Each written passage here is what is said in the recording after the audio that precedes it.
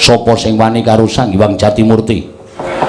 Ora ngerti aku. Aku sing wani. Bagong, Nun. kowe ngerti ora? Ora. Ngerti. Ngerti, ora ngerti kowe. Yen Bathara Guru kuwi sembaning para titah. Lah kok dadi kowe wani? Ngene, Ndra. Nek Bathara Guru pakartine apik, adil tumraping titahe. Aku ora masalah, aku ora arep wani karo sapa-sapa. Cah cilik kae ya, Ndra, nek bener aku wedi. Ning grango kaya ngapa, nek salah aku ora wedi. Arep derajate sundul langit, nek salah wajib tak benerke. Mergo iki suara rakyat, Ndra. Ngono.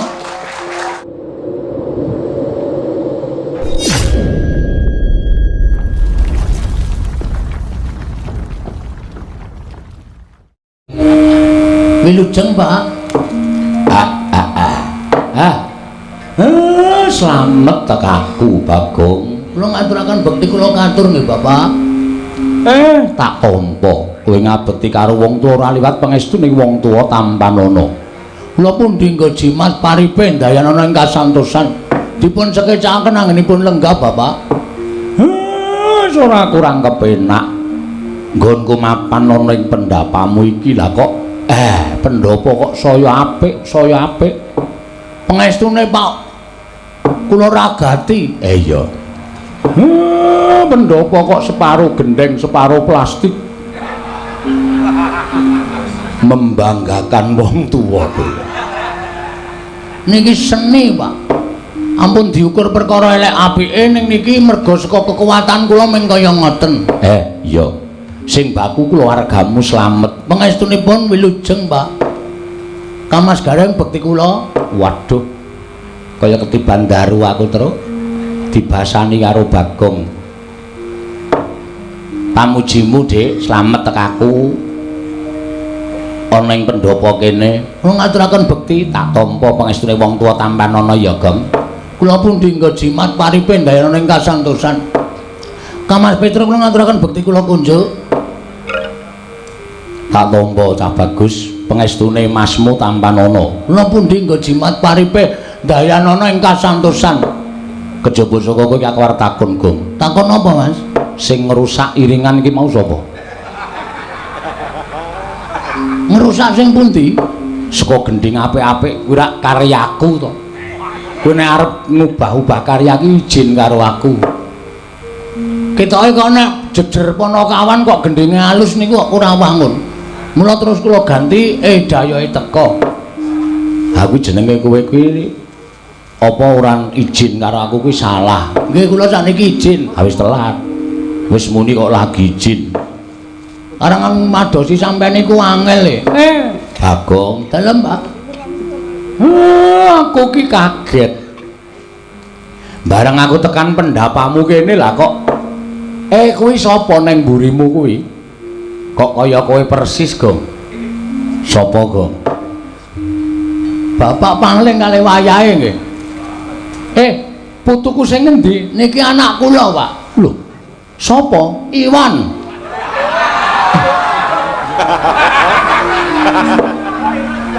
Lah kok aku ora tau weruh, kula titipke teng panti asuhan kok. Pancen. Bapakne isih, mbokne isih kok titip ning panti asuhan. Mangane ora ilok, Pak. Ngeri Bapak nek ngertos kula niku urip biasa wae kaya ewuh adang terus saben dina. Mergo anak kula siji niki. Wonten dawuh. Simbahmu rawuh ngaturke bekti. Eyang kula ngaturaken sembah pangabekti kula kunjuk, Eyang. Putuku cah bagus. Handang lemu kaya ngono. Sesuk meneh nek nyandangi sing apik ya tole. Klambine batik, kathoke sapik kok topine diwalik kaya dengkele atos. Kuwi jenenge ora sopan. Nggih, Mbah. Ayo Pak Demu kae. Pak De kula ngaturaken bekti kula konjo, Pak De. Ya. Pangestune Pak De tampanana ya, Wan. Kula pundi nggo jimat paripe daerah ing kasantosan, Pak De. Wah, kok le iso omong rung suwe apa ya? Pak De Petro kula ngaturaken sembah pangabekti kula konjo. Ya, Wan tak tampa. Pengestune Pakde Tampanono. Kula pundi nggo jimat paripin daerah ing kasantosan. Pakde nyuwun duwite. Lho. Ora saru to. Bapak kula suwuni ra tau ngekeki ya, Pakde. Bagong, dalem, Pak. kaget atiku. Ora kaya adat sabene. Kowe kuwi biasane nek butuhke bapak mesti sowan ning Karang Kadempel, ning kok kowe nyebar layang. Kowe nang layang mbok tulisi nek dina iki bapak mbok aturi rawuh ana ning Pringapus kene. Ana wigati apa? Ana wigati apa, Gong? Ana wigati apa, Gong, kok kaya wigati banget? Kaya ana sing wigati sing arep kandhakake. Iki ngene ya, Pak. Nyun ngapura aku wis ora basa. Gandeng wis Alam-alaman antaraning bapak karo anak. Aku arep ngomongake sing dadi tekadku, Pak. Tekadmu sing piye? Aku ki wah piye ya Pak arek omong iki? Rasa wedi wong aku ki bapakmu. Nek ana apa-apa aku mesti bantu karo kowe. Sebab iki nek miturut aku ora mung perkaraku dhewe ning iki uga perkarane bapak, perkarane Gareng karo perkarane Petro. Saora-orane sok nek kene iki dadi bapak ki tak dadekke cleaning service. Dengkele atos kok bapakne dadi cleaning service ora. Paling ora direktur, Pak. Iya.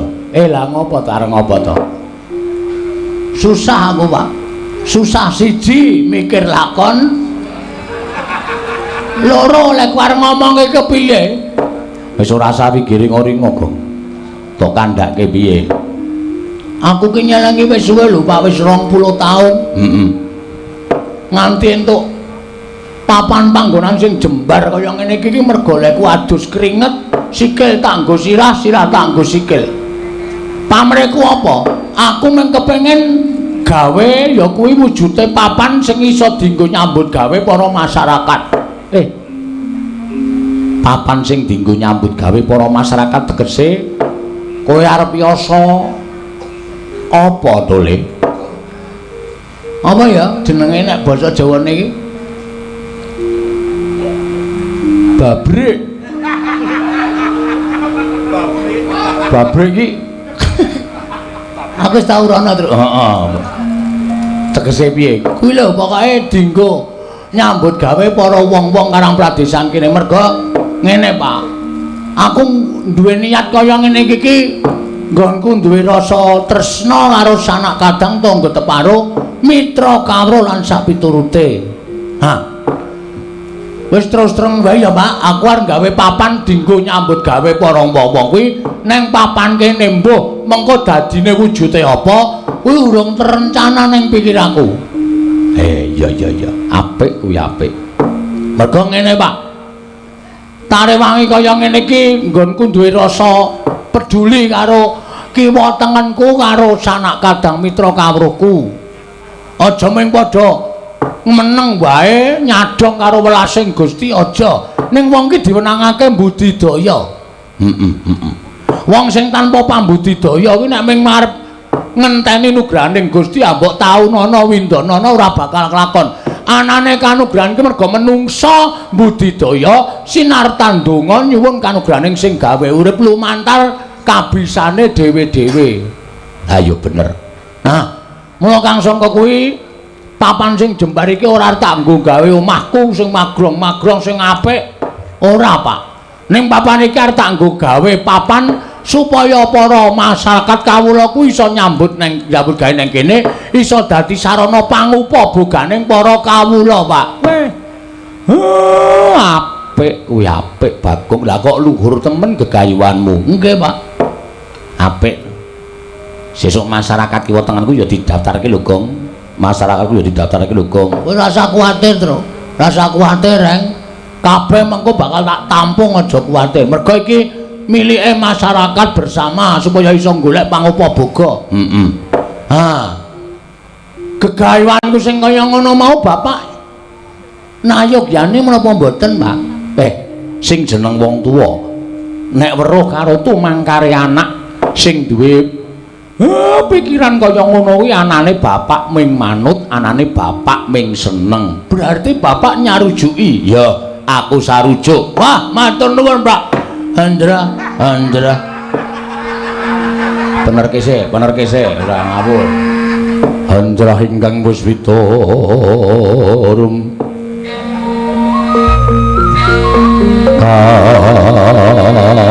Kasiring samirana mre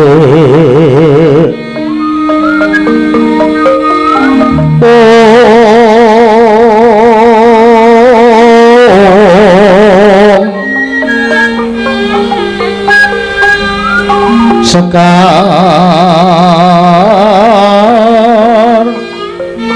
kadung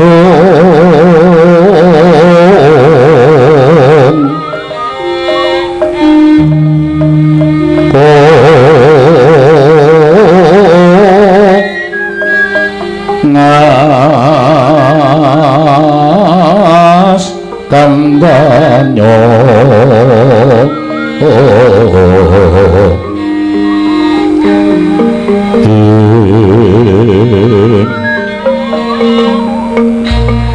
maweraras trenaning driya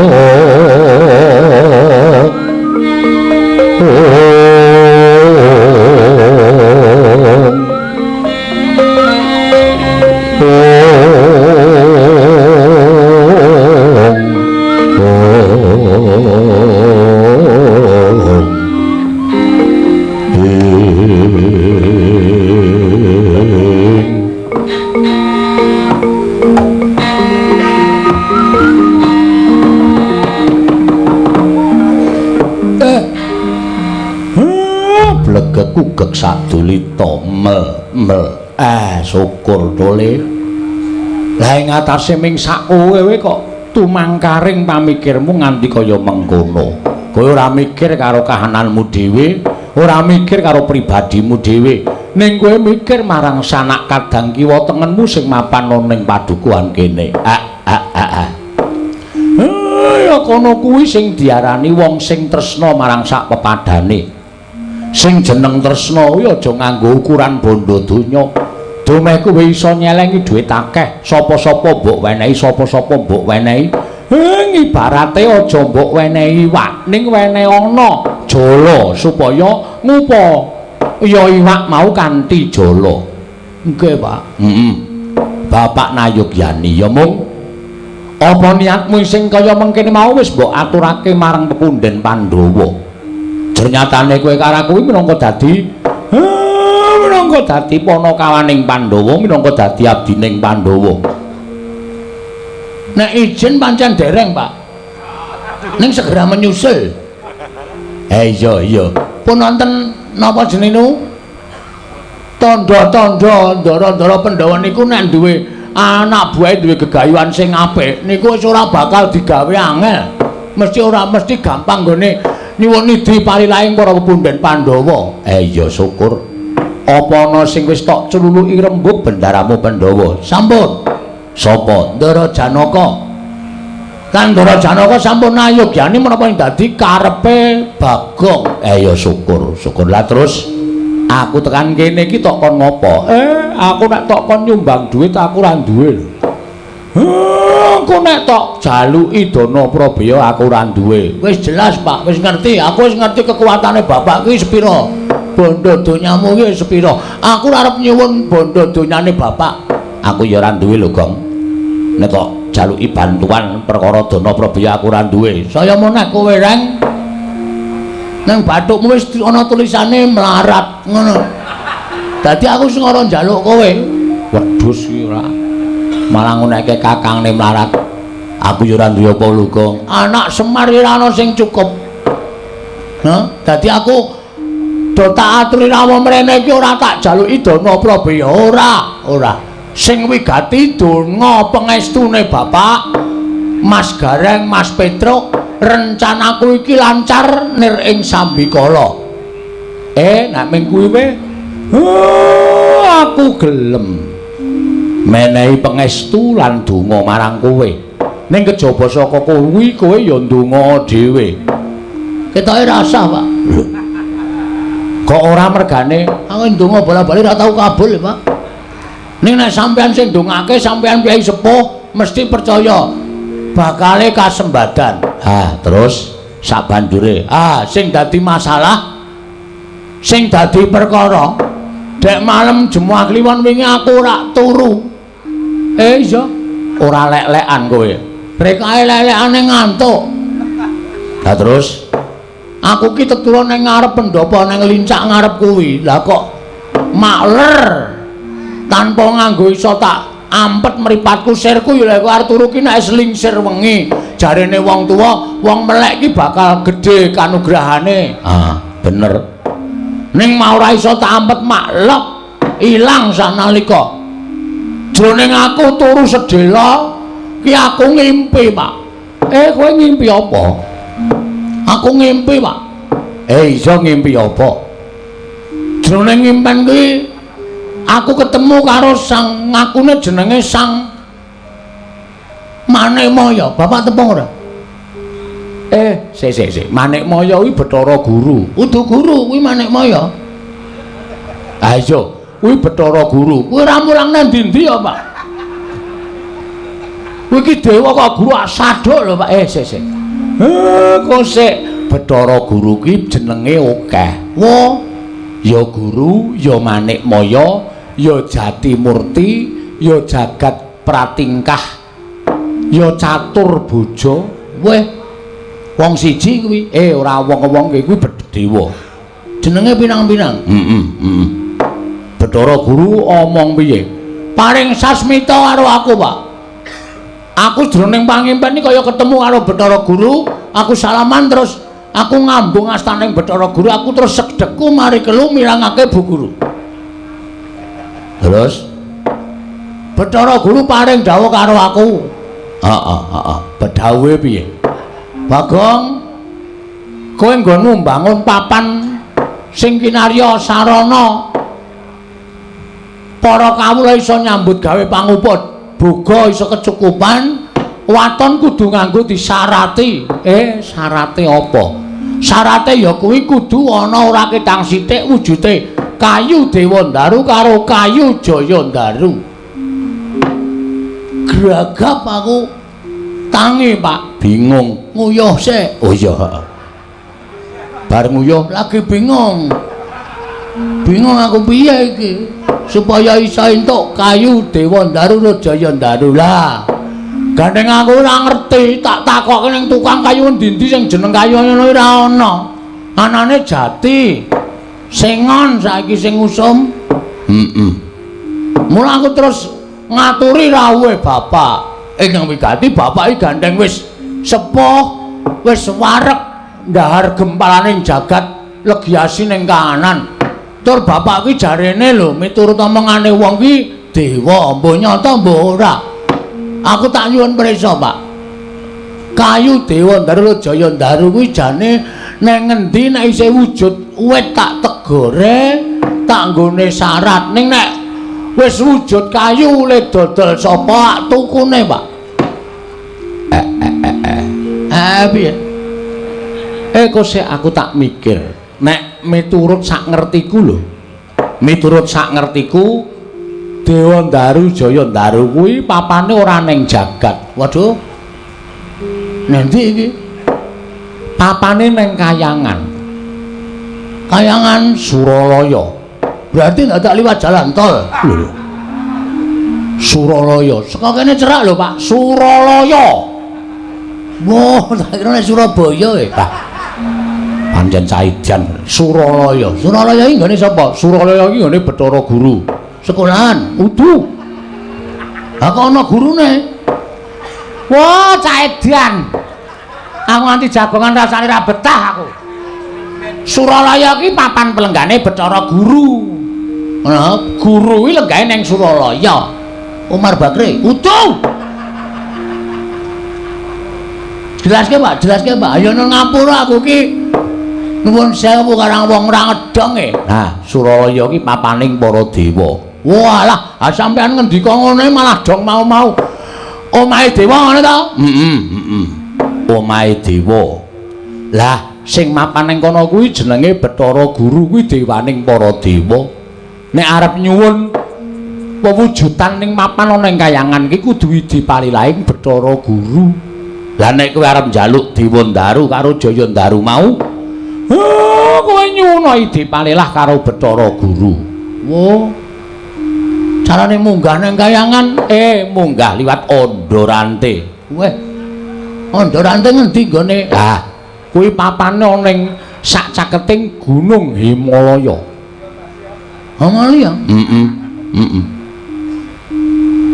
Angel ya Pak munggah, kowe angel. Ora saben titah iso munggah. Sing jeneng kulina munggah ana ing Andorante, ana ing repat kepanasan tu muli mlebu ana ing Kori Sela Matanggep. Kuwi ndaramu Janaka. Waduh, aning Ndara Janaka tak suwune pambiyantu munggah ning kayangan mesti ra kersa. Ha mestine ora gelem. Wong kuwi wigatimu sing diperlu kowe kok dadak utusan ndaramu Janaka. Nek kowe duwe niat ya apa sing dadi syarat sranane digoleki, digayo. Aning aku ora mungkin munggah ning kayangan, Pak. Aku mesti bingung. Kayangan ki nggone sapa wae? Werna-werna. Ana swarga Maruta, swarga Dahana, lho. Kaca Ngerang. Lan sak piturute kuwi kayangan pirang-pirang. Aku engko nek aku keblasuk piye? Oh, monggo nek ana ta kayangane Bathara sing tukang jabut nyawa iso, Pak? Ya Madipati. Nah aku munggah nang kayangan dodok-dodok Kori sing metu ya Madipati jabut nyawaku, aku mati. Oh. Ada? Ki si Iwan piye? Ayo. Lah terus, iki ngene. Mula aku mau ora nembung karo bapak, ora njaluk Prabaya, ora njaluk apa-apa. Ning saiki aku njaluk sak biyantune Bapak Semar. Aku mbok kon ngopo? Crita sing wis sumebar ana ing jagat bapak iki jane dewa. Ha ta? Nek ora kleru sampean ki titisane Sang Hyang Ismangun. Oh, cangkeme ngawur to. Ismaya. Heeh, Ismaya. Kuwi kakangne Bathara Guru. Lah, kene kowe paham, ngerti wae. Mergo aku maca setengah percaya setengah ora. Semar kok titis dewa. Nek titis dewa iki ora bakal uripe Semar kepenak utawa ora bakal uripe Semar sengsara. Ning mesti kepenak. Ning seprene kowe iki ya mengkere terus. Apa ya bener kowe titis dewa? Percaya kena ora kena. Weh lah kaya majalah. Percaya kena ora kena. Ning aku ora nganggep awakku titis dewa. Dene ana sing nyebut kaya ngono, monggo wae. Gandeng aku percaya karo bapak, mula bapak tak suwun dina iki iso ora iso ngrawuhake Bathara Guru kuwi mau. Nek wis tekan kene, nyuwun Dewa Ndaru Jaya Ndaru.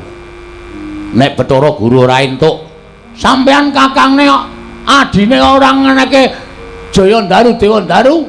Ngamuk neng kayangan Pak. Wah, jian. Bocah nek duwe kekarepan kok sapenake dhewe. Piye, setuju ra?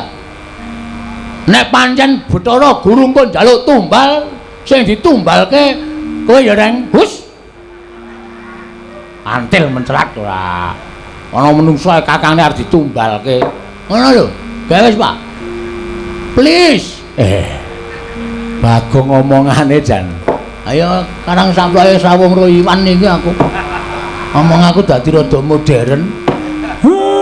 Iki kok malah gegayuhmu kok malah nganggo dadak ngrawuhke dewa barang. Sik, mengkari gelem apa ora?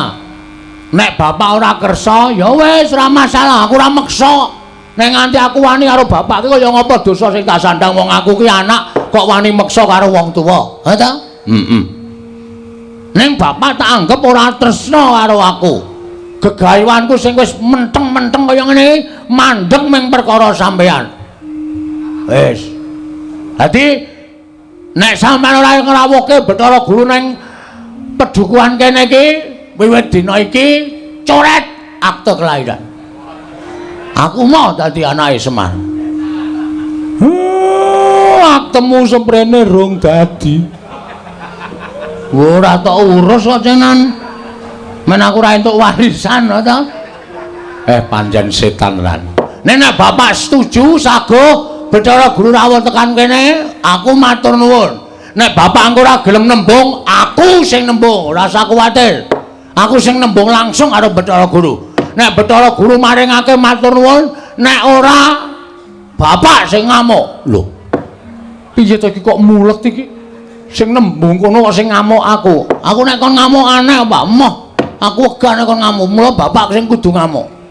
Bapak ora trima karo Bathara Guru. Ing atase aku ki anake Semar. Semar ki titi sing dewa. Berarti aku ki isih turasing dewa. Termasuk bagian kulawarga dewa. Nek bapak ora iso njaluk Dewa Daru Jaya Daru asli wis to. Tak suwun bapak ngamuk. Ngono wae wis. Wis ora wis cakat-cakat iki wektune mepet e. Apa perlune gawe wis? Piye Nala Gareng? Wis turuti wae Pak, turuti. Engko perkara Bathara Guru ki ngidini apa ora? Wis kuwi perkarane Bagong. Petruk piye? Pun mang turuti mawon, Pak. Bagong nek wis ngono kuwi wis mripate abang ngono kuwi wis medeni. Ora apal karo laga-lagane Bagong kok kowe, Pak. Anak pirang-pirang tahun kok ora tau ngapalke lagane.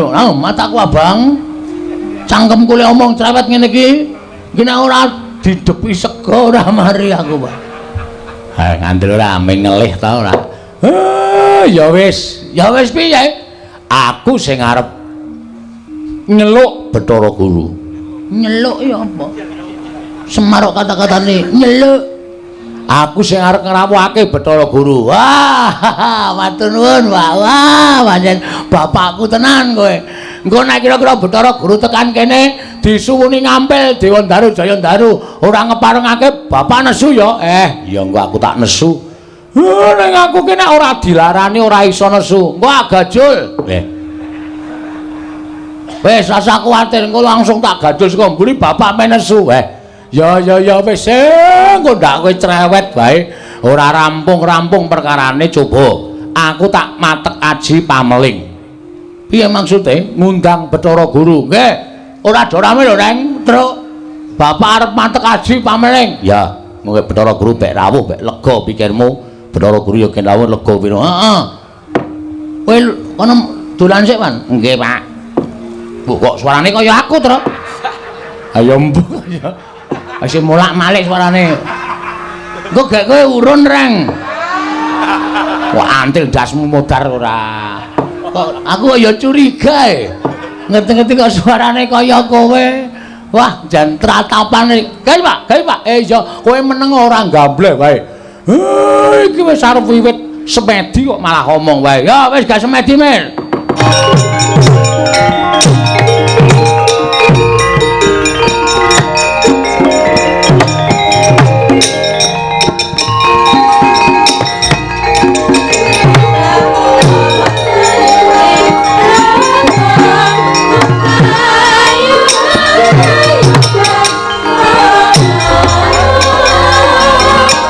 Bathara Guru wis rawuh. Iki dewa apa pemain sirkus, Pak? Badut tenan ora. Mau kon ngrawuhke Bathara Guru kok saiki ngunekke kaya ngono. Tangane kok papat. Malak kuwi jenenge. Bathara Guru ki tangane papat. Lah tuku klambi ndi? Mesti dadak ngadekke. Anjen badut tenan kok cah siji kae ora. Kaya ora duwe walate sapa-sapa lho, ora kena walate sapa-sapa nek omong sak penake dhewe. Manik Maya Badawarja sak praptamu Bathara Guru. Mastu nama Sidam Sekaring Bawuna Langgeng Kakang Semar. Tansah winantu ing suka Basuki sowan kula Niskala. Kepareng kula ngaturaken pudya pangastawanipun ingkang rayi kunjuk. Ya tak tampa. Pangestuku tampanana ya Guru, kula pundi nggo jimat paripih ndayanana ing kasantosan Kakang Ismaya. Pukulun kula ngaturaken sembah pangabekti kula kunjuk Pukulun. Iya Nala Gareng Lun Lomba. Akarya bombong tiasulun ora liwat pangestu Lun tampanana. Kula pundi nggo jimat paripih ndayanana ing kasantosan. Dipun sekecaken anggenipun lenggah Pukulun. Iya Gareng kaya wis ora kurang prayoga. Pukulun kula ngaturaken sembah pangabekti kula kunjuk Pukulun. Iya Panakawan Petruk ndak tampa. Ora liwat pangestu ulun Tampanana, kula pun dinggo jimat paripin dayana ing kasantosan. Dipun sekecaken lenggahipun pukulun. Iya Petruk kaya wis ora kurang prayoga prapta ulun ana ing padukuaning Bagong. Bathara Guru, pukulun. Hah? Pukulun. Pukulun, ora pukulan. Mukul raimu iki apa piye? Pukulun kula ngaturaken sembah mabekti kula konjuk pukulun. Iya Bagong ulun tampa. Pangestu ulun kebat kita tampani. Bagong pukulun sanes kita. Iya, nanging ulun nyebut kita ya kanggo sebutan kita. Kita piye maksude? Kula ngaturaken bekti kula kunjuk. Iya wis ulun tampa. Pangestu ulun kita tampani. Oh, ditampani bareng-bareng. Kita. Wah, ya wis sak goblok. Kita ki kowe. Aku kita. Nek aku ki ulun. Sing positif aku ki ulun apa kita? Kok kowe muni kita ki kowe ulune aku ki ulun apa kita? Ulun lamun nyebut kita kuwi kita. Lha, kowe modi ora kowe. Iki suwe lho engko tenan. Nek ora paham angel iki. Ulun nyebut pribadi ulun kuwi ulun. Oh, ngoten. Iya. Dadi lamun ulun nyebut kowe kita. Kula niku kita. Iya. Lamun aku ulun. Oh, nggih, pukulun kula tampi wonten asta kita. Nering sambikala bekti kula konjuk wonten ngatenipun paduka ulun nggih pukulun. Petruk wonten dawuh. Piye Petruk cemplungke kawah Candra Dimuka mawon? Sapa sing cemplungke kawah? Kowe kuwi. Yo, dadak nganggo klambi renang ora. Padak goyong nggonku kuwi kawah Candra Dimuka iki papan neraka lho, Gong. Kowe ya aja awuh mati kok. Bagong pangestu ulun Tampanana. Kebat kula tampani. Nering sambikala dipun sekecaken anggen jengan diwa lenggah. Pukulun. Iya ya Bagong, kaya wis ora kurang kepenak. Mekaten inggih. Apa to sababe dene ulun karawuhake ana ing padukuhan papan dunung kita Bagong? Wekdal sak cepakipun kula aturaken dhateng Kakang Semar, Bapak Semar. Mir. Wis ge omong, Mir. Kowe mundur. Siap. Aku tak omong karo Bathara Guru, kowe ora usah dadak melu-melu omong mengko ndak malah Bathara Guru kagol atine ora maringake apa sing mbok suwun. Nggih, Pak. Guru wonten dawuh Kakang. Sing gedhe pangapuramu yen to aku ngrawuhke kowe ya. Ya senadyan aku kuwi tata lair tata batin aku dulurmu tuwa. Ning aku ora duwe wenang ngrawuhake dewaning para dewa. Jering keng mangreh para Jawata kuwi adiku Manikmaya. Mboten dados menapa Kakang Semar. Menawi jenengan ndika Kakang betah kelawan ingkang rayi, kula tartemtu namung sumadya ndederek dhateng ngersa paduka Kakang Badranaya. Ya, matur nuwun, matur nuwun. Ha iki ngene. Rawuhmu ning omahe Bagong, lan aku saiki mapan ana ing kene iki, jane aku rak ming nampa penangise anakku lanang Bagong to. Lho. Nampi penangisipun Bagong sababipun menapa? Bagong kuwi duwe gegayuhan. Ya kuwi bakal mbangun papan ana ing kene iki dadi papan sarana nggone para kawula. Bisa makarya lan entuk pangupabuga. Ning jarene Bagong kuwi ngimpi, impene Bagong supaya rancak nggone padha mbangun iki mengko kudu nganggo srana ora ketang sithik ya kuwi kayu Dewandaru lan kayu Jayandaru. Mongko mapane eneng kayangan. Mula tumuli aku ditangisi dening anakku lanang Bagong, gandeng aku kuwi disebut kakangne Bathara Guru, aku Sang Hyang Ismaya. Mesti wae aku iso ngrawuhake marang Manikmaya. Tumuli aku ngrawuhke marang adikku Manikmaya ning pringapus kene ingkang wigati. Mbok ana mulunging atimu karo anakku Bagong. Mari ngono ora ketang sithik ya kuwi wujuding kayu Dewandaru lan kayu Jayandaru. Men supaya Bagong nggone mbangun papan iki mengko rancak niring Sambikala nganti tekaning paripurna. Yen kowe njaluk ijol-ijole apa, yen kowe njaluk liru-lirune apa, mara gage kowe matura karo aku. Yang jeneng aku wong tuwa kowe ora tepungan anak polah bapa kudu kepradah.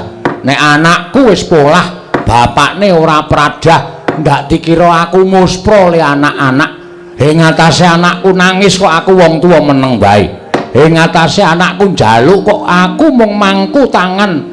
Ora nuruti karo karepe anak, engko ndak dikira aku seneng anak-anak ning ora iso nuruti karepe anak. Mekaten Kakang. Iya. Menawi telu mekaten, menapa sampun paduka ngendikaken kula sampun nampi. Syukur, syukur. Lah terus wangsulamu piye? Nuwun sewu. Selaminipun kula menika dados diwaning para dewa, sinembah para jawata, para kawula. Estining manah kula menika tasih gadah raos gelo Kakang. Lah ngopo? Lah aku mbiyen tok singkir-singkirke supaya lunga saka kayangan mbok wadul karo Kanjeng Rama Pukulun Sang Hyang Tunggal. Nalika aku padha gojek karo Kakang Tejamaya tok kandhake nek padha regejegan. Mung kepengin rebut dadi dewaning para dewa, wekasan aku didukani terus dikon nguntal pagering gunung sih kulon lan pagering gunung sih wetan. Dumuni rusak ragaku kaya ngene terus didunke saka kayangan. Lah kowe wis menang gone nyingkirke karo kadang-kadang mudulur-dulurmu kabeh tumuli kowe dadi dewaning para dewa. Kuwi sing tok gayuh wis kasembadan. Mula aku tulungana, aku sing wis trima urip ana ing jagat iki, gage tulungana srana kowe nulungi karo anakku. Babagan perkawis menika estunipun boten dados petangan kula. Lah terus namung kemawon selaminipun kula winisuda dados dewaning para dewa, nuwun pangapunten Kakang Semar. Tasih wonten kagol kageling manah kula, pendak-pendak kula lenggah wonten ing Sela Kandawaru Binangun. Wonten ing Bali Martya Kunda Manik aglar sangganing para jawata, para widodara widodari samya manembah dhateng Manikmaya inggih ingkang rayi. Sedaya para kawula mboten wonten ingkang wantun mrengkang kalian pernatanipun Bathara Guru. Sedaya para titah ing mapan wonten ing jagat mboten wonten ingkang wantun mrengkang dhateng dawuh parentahipun Manikmaya. Namung kemawon wonten setunggal titah wonten ing jagat ingkang dumugi sakmangke mboten purun nyembah, mboten purun tata krama kalian Bathara Guru. Sapa kuwi? Lah kok dadi menungso kok nekate ora jamak, wani nranyak ora tata krama, wani nranyak ora nganggo ganggo karo Bathara Guru, apa ora wedi karo soting Manikmaya? Kakang Semar, Bagong badhe kula paringi kajeng Dewandaru tuwin Jayandaru menawi titah setunggal menika purun nyembah kalian kula saha purun ginakaken tata krama mawi basa mboten ngoko kados ingkang sampun dipun tindakaken. Kosek kuwi jane sapa ta kuwi? Sapa menungso kok nekate kaya ngono? Mboten sanes kejamin namung Kakang Semar pribadi, Kakang Semar piyambak. Monggo kula aturi naliti dhateng kawontenan panjenengan. Kula menika dewaning para dewa, nadyan panjenengan menika kadang kula mestinipun kedah ngagungaken asmanipun Jawata, ngagungaken asmanipun ingkang rayi. Dipun prisani kawula semanten kathahipun teka Kakang Semar mboten ngatonaken anggen ngandika ngajeni dhateng dewaning para dewa. Panjenengan mboten purun nyembah kalian Bathara Guru, panjenengan mboten purun ginakaken tata krama. Menawi Kakang Semar kersa nyembah kaliyan Bathara Guru, kersa ginakaken tata krama kaliyan pun Bathara Guru, kula badhe maringi kajeng Dewandaru tuwin Jayandaru kelawan Panakawan Bagong Kakang Semar.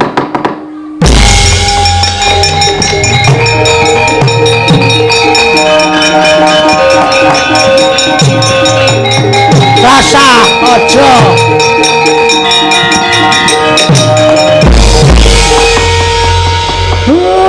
syarate gampang ora Pak. Nek dipikir tata lahir pancen gampang ning batin ning ati ngrusak kuwi Pak.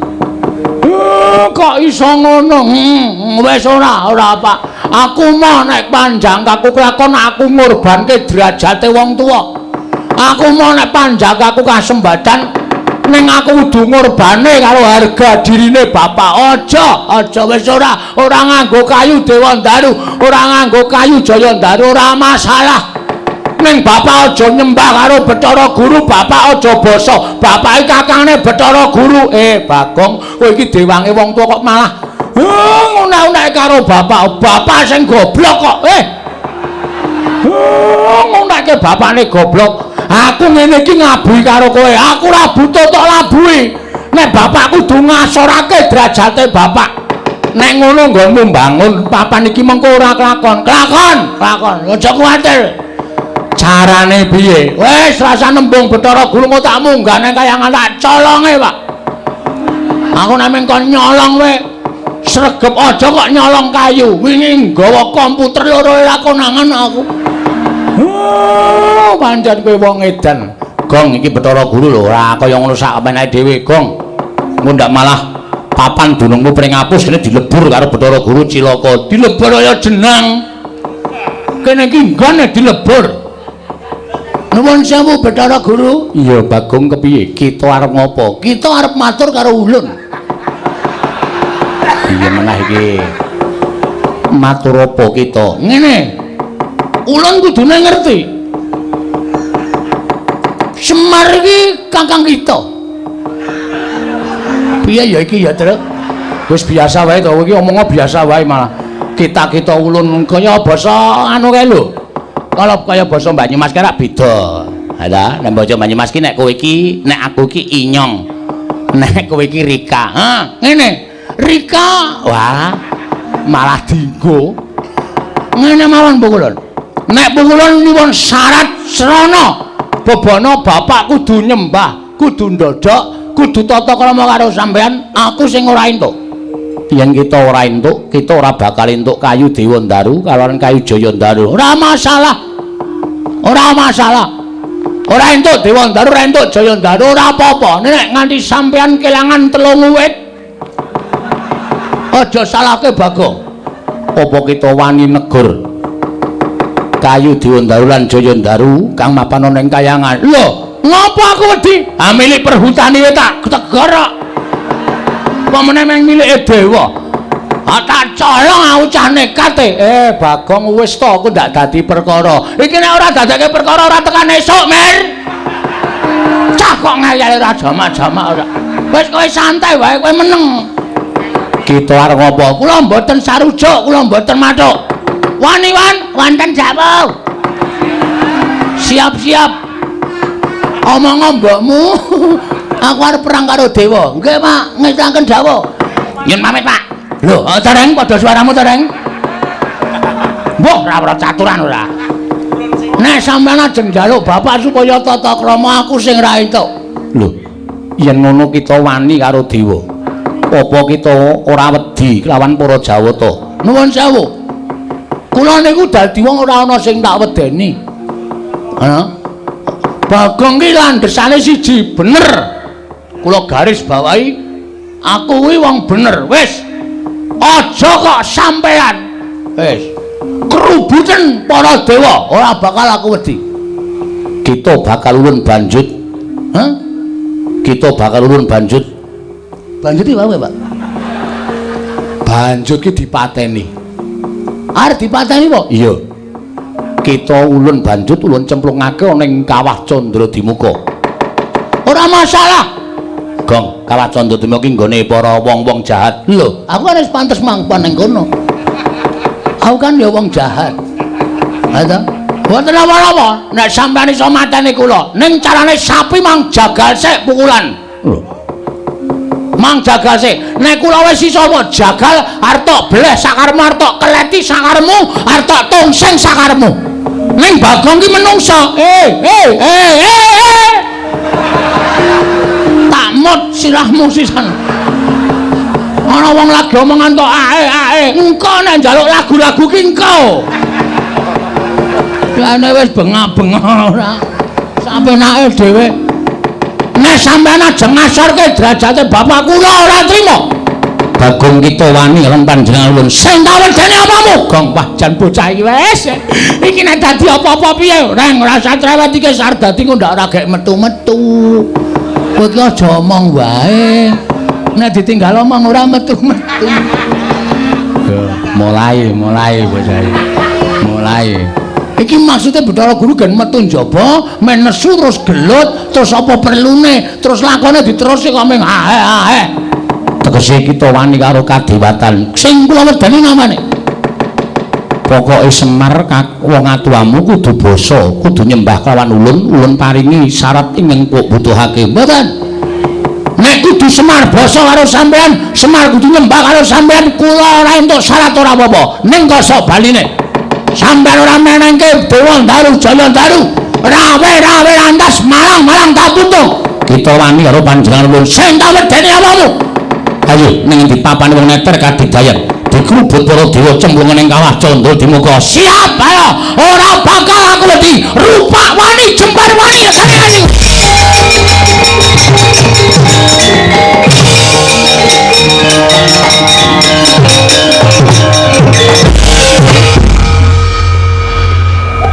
Ngapa ya, Mir?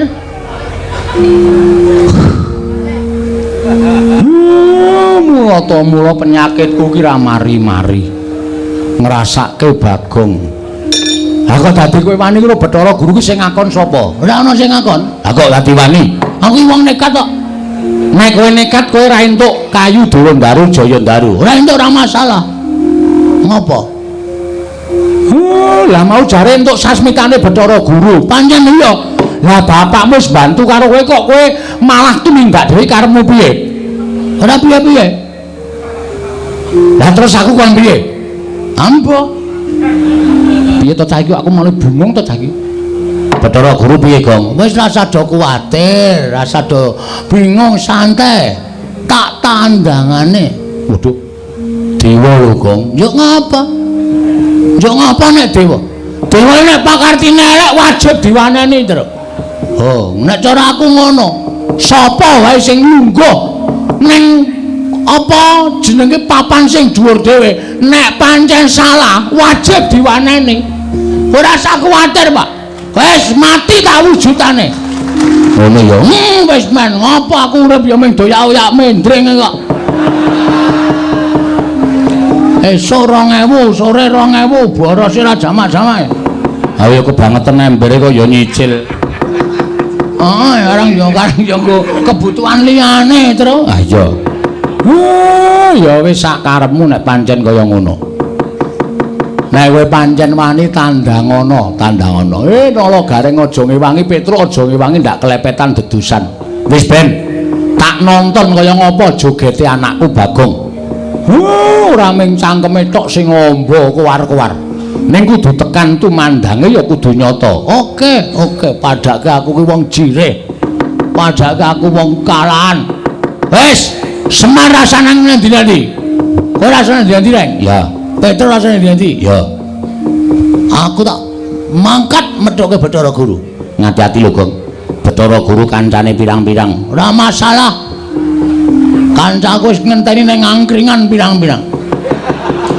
Ketapke beres. Aku ki rame ngijen rene padha nggo karyawan rong bis e. Kemanggemu mengijen aku. Ora aku yang nggo rombongan. Dadi nek kira-kira dewa-dewa do ora meneke Dewa Daru Jaya Daru, aku sing bakal nyogok lungguhing para dewa. Ya, sekono ngene. Wis ya, Tru? Ya. Oh ya, Pak. Heeh. Ya, sing hati-hati kono. Seneng aku duwe adi sing ngene. Kowe ngomong apa ya? Ora dong. Pareng nggih, Pak? Iya sing hati-hati. Wis, lenggah sing kepenak. Aku mangkat aku. Wit. Ngopo kok ora sida? Aku perang kok atiku ora nyaman ya, Pak. Ora nyaman apa? Ketak kandhani, Pak. Gareng seneng karo bojoku. Apa iya? Wis sok WA aku sok ngonangi ya. Ngapa Reng? Ora kok. Ora ya kowe iki wong tuwa senengane ya aneh-aneh ora. Ayo nggo kesibukan kok, Tru. Kesibukan dengkulmu melocot ngono kok ya. Tolong dijagake ya, Pak. Iya. Ya. Engko kowe dhewe seneng. Dapurmu ra, bojomu bisu. Justru kowe malah ora nyuwara. Memang. Pon lenggaseng sekeca ya Pak, aku tak metu njaba. Ya sing ati-ati Bagong. Lah pethoke aja kuwatir, Mir.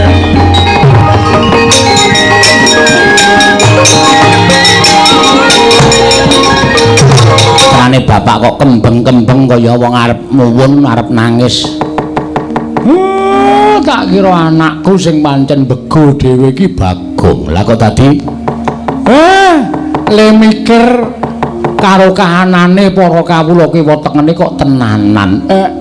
Ora nyono. Jebul lah kok dadi tulus lahir batine nggone kepengin menehi papan pakaryan kanggo para kawulane sak badukuan pringapus. Syukur-syukur Bagong. Bumbung isi madu njabamu elek nanging jeromu lah kok kaya ngono kahanane. Ngono bener ngendikaning para sepuh Giri Lusi jalma tan kena kinira.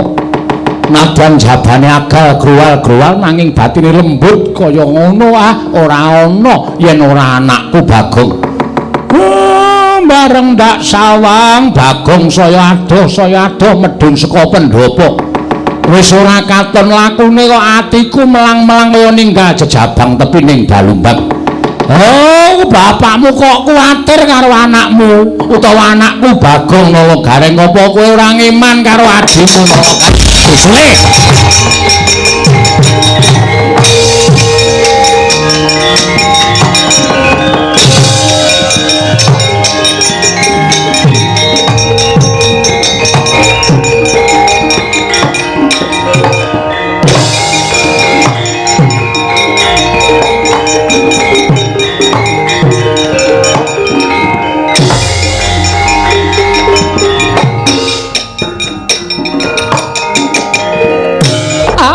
Sang Warudaya pak pong buk bolong ngali cedhe sapa sing gawe Mastuti dawuh Padukadi Pramesti Bathara Guru kinen nyameptaken sanggaring para Jawata supados nderekaken tindak paduka jebul boten nganyono-nyono jengandika Adi Guru tedhak wonten ing Madyapada mun punika mungku suraos kados pundi di Kakang Narada Kakang Resi Kanika Putra inggih wonten pangandika ing adawuh mugi andadosna ing kawuningan Kakang estunipun anggenipun ingkang rayu tedhak wonten ing Madyapada menika nampi timbalanipun Kakang Ismaya. Lho Kakang Semar kasinggihan mekaten tumunten Adi Guru tedhak wonten ing Karang Kadempel.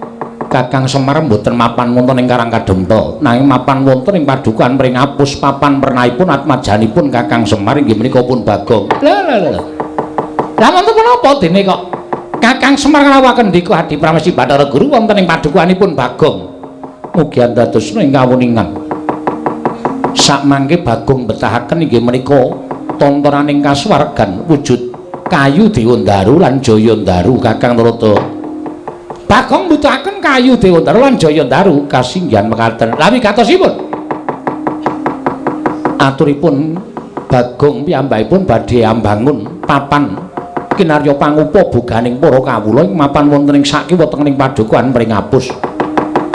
Nanging anggenipun bangun badhe bangun wangunan menika kala wau kedah mawa syarat inggih menika Kajeng Dewandaru lan Jayandaru.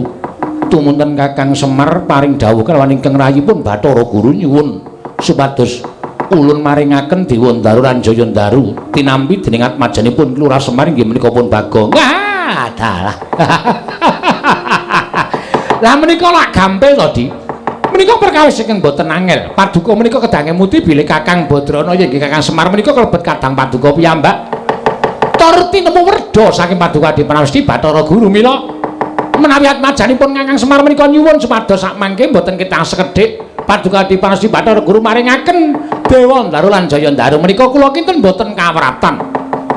Estining manah kula mapan mekaten. Lah lajeng sabab menapa Paduka ngawi sangganing para Jawata? Para dewa mlempak wonten ing mriki.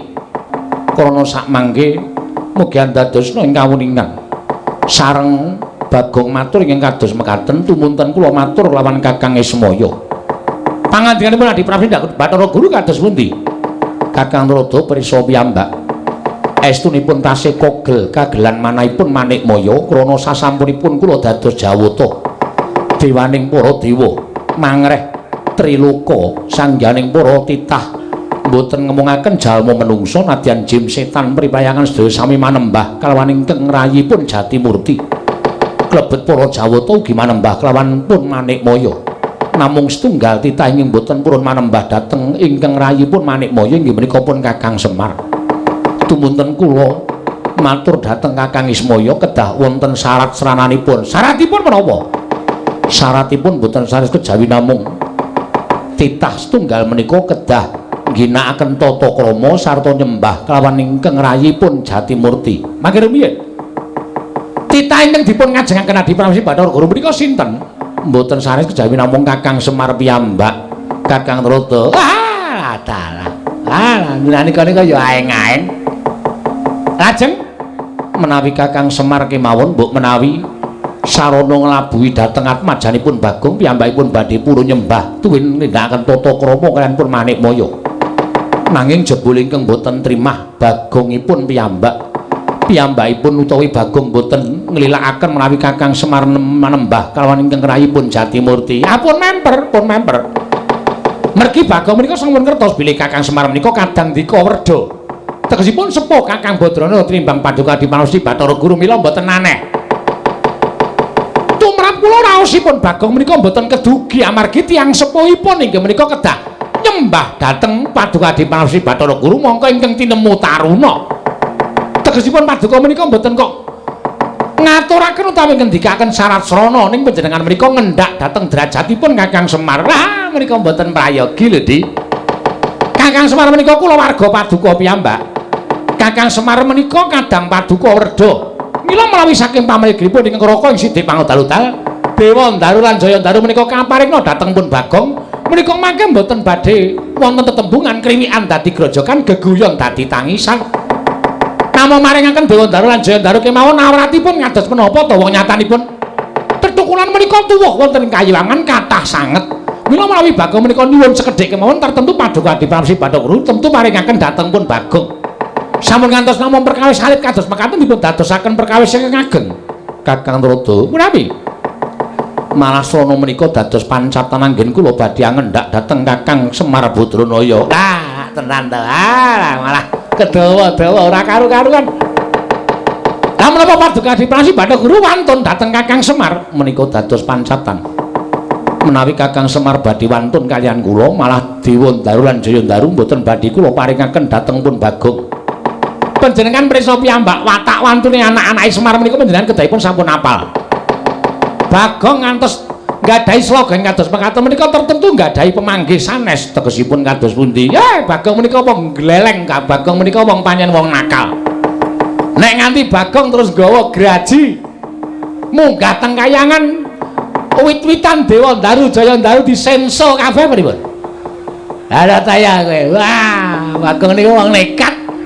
Bagong dirajongi karo garek karo Petruk sentek kayangan Kakang Trata punapi ing mekaten Bagong sakmangke badhe kula patrapi paukuman Rataya mana tekan ndi Semare luput Bagonge diluputke inggih kedah mekaten terus Bagong badhe kula pejahi lho kok dipun pejahi pripun amargi sampun wantun kaliyan kula Bagong boten nyawang menawi Bagong menika namung ditah kula menika dewaning para dewa Bagong wantun nyula wetha kaliyan ingkang rayipun Jatimurti Bagong wantun ngias dhateng pun Manik Maya tegesipun kalepatan tumraping kadewatan boten wonten paukuman ingkang pantes kagem Bagong kejawi amung dipun cemplungaken wonten ing Kawah Candra-Dimuka ora tedas yakin Kawah Candra-Dimuka boten kuat ngobong kaliyan pun Bagong ngoten lho wong ora salah ora luput dicemplungkan ing kawah menika mboten badhe mempan mboten badhe kobong Kakang Trata punapi sakmangke Kakang Trata dawuhaken para wadya Baladewa damel risak wonten ing kadukanipun Bagong inggih menika pun padukan pringapus sakmenika ugi Kakang Trata punapi panjenengan teka kendel kemawon nuwun sewu Di tidha-tidha raos sing manahipun ing Raka Sidhi Pangodalutal menawi kula kadhawuh sepados ngrisak dhateng papan dunipun Bagong Jernyatanipun saking tanganipun ing Raka Sidhi Pangodalutal kelepetan menika mboten kelapatanipun Bagong kaliyan pun Semar ning lupute Adi Guru lupute Adi Guru ingkang duweni watak adigang adigung adiguna dumeh dadi dewaning para dewa. Panjenengan boten ngormati dhateng Kadang Werda inggih menika Kakang Semar Badranaya. Malah panjenengan badhe ngendhak derajatipun Kakang Semar menika tumrap kula boten mathuk, kula boten rujuk lan kula boten condong. Menawi Kakang Rada mboten mathuk lan manggihipun Bathara Guru tegesipun Kakang Rada wantun dhateng pangaos kula. Mboten badhe wantun. Nanging kula menika kami tuaning dewa. Kula menika kami tuaning kayangan. Panjenengan menika menawi badhe menggok mergi tertentu kula jejekaken. Kula badhe jejekaken ingkang bengkong. Beneraken ingkang luput menawi dados pakartinipun Adi Pramesti Bathara Guru. Kakang Rada nadyan panjenengan kami tuwa nanging ing dados panguwasa tunggal menika kula. Sanes. Lho, sanes dos pundi? Ingin dados panguwasa tunggal menika Gusti karya jagat kula lan panjenengan menika namung kinarya pirantinipun anggenipun niti priksa dhateng para titah ing mapan wonten ing jagat. Dados menawi paduka menika ndewakaken utawa mengeranaken dhateng panjenengan piyambak menika lepat. Kakang Rada punawi? Kekatan anggen kula munjat ngersanipun Kakang Rada menawi Kakang Rada mboten sarujuk mboten mathuk kula aturi kundur dhateng kayangan. Apa inggih? Bali ya bali kaya.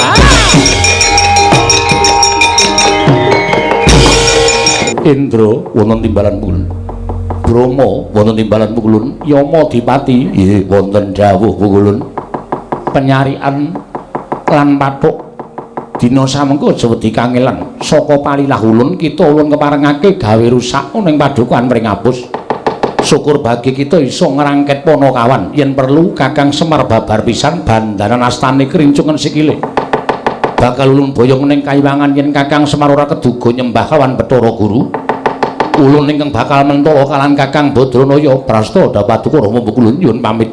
Madal pasilan bidal dinten samangke. Sing ati-ati aja kaya bocah cilik Surapati, Brahma lan Yama Dipati.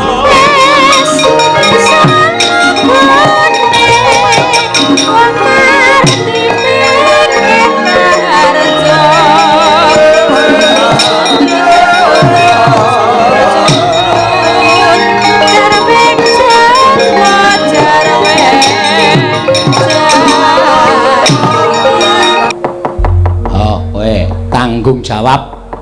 Halo dewa wis ting kleper ning parang pring apus. Papan padusunan nggonamu nek nganti nyempyok katentremaning para kawula kuwi tegese duka sing kurang tanggung jawab. Tru? Aku wangi ya, Tru? Ya. Kowe ora mentolo karo patiku to? Ora. Nek aku lara kowe mesti sedih. Mesti adikku sing tak tresnani kok.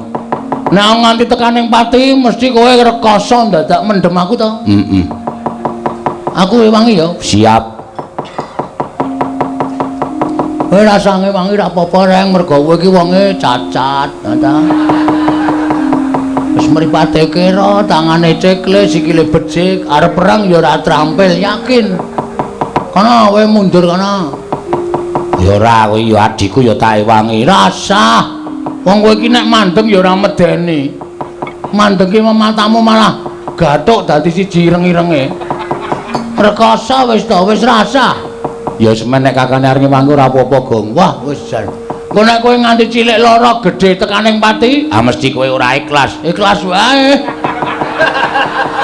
Ora ikhlas ngopo? Ndi Kakang ting mentalip ngono mbok mudhar ya men. Ayo wis. Ya wis. Ora ngewangi ra apa-apa. Malahane kepenak uripku. Truk. Piye iki apike? Wis ditataki. Oh, nek niat ya niat. Kowe ndek kepinginan ndek gayuhan aja mung kandhek ning karep ning kakakno tekad. Mergo tekad kuwi pokoke karep. Nek wis nekat, kowe dasare suwane ngunek-unekke Bathara Guru kuwi nek cara aku wis sesuatu sing aneh lho, Gong. Ora ana wong sak jagat iki sing wani ngunek-unekke Bathara Guru kejaba ing kowe. Ha ta? Saiki tandangi. Dewane akeh. Akeh. Dewa iki akeh banget. Bathara Indra, Bathara Dana, Bathara Kasina. Ora. Kuwi Warkop. Bathara Warkop beda. Bathara Indra, Bathara Brahma. Bathara Brahma iki Bathara Dewaning Geni. Wah iya. Oke, ra masalah. Kudu tok simpen sik carane piye ngalahke Bathara Indra iki piye. Glut. Heeh. Bathara Brahma Dewaning Geni, maju kudu telesik awake. Ayo. Kono ngetokke geni ora bakal temomo. Bathara Bayu. Weh, ana wae. Ana. Dewaning apa iki? dewaning angin sebelah angin kontal kuwi kudu piye carane menanggulangi supaya aja nganti kalah karo dewa-dewa kuwi. Menyang aku ning ngurimu. Kowe aja negak aku ya, Mas. Ora wis aja kuwatir. Apa sing tak gayuh kelakon kowe ya mesti bakal ngrasake penak. Aku ngempek kamukten le. Oke. Lara wong loro mati kowe dhewe ya. Gus iki. Omonganmu ki sok ora penak. Lara wong loro mati wong loro. Siap. Petoke dewa-dewa. Ora gelem mundur gawe kisra, ora meneke Dewa Ndaru Jaya Ndaru. Aku ikhlas mati depani kampung halamanku. Iya. Kowe anggere muni ngono kuwi aku seneng. Aku sing deg-degan. Harus wani muni kok ora aku dhewe. Mangkat yo. Yo, mangkat yo rasa kok ngomong yo.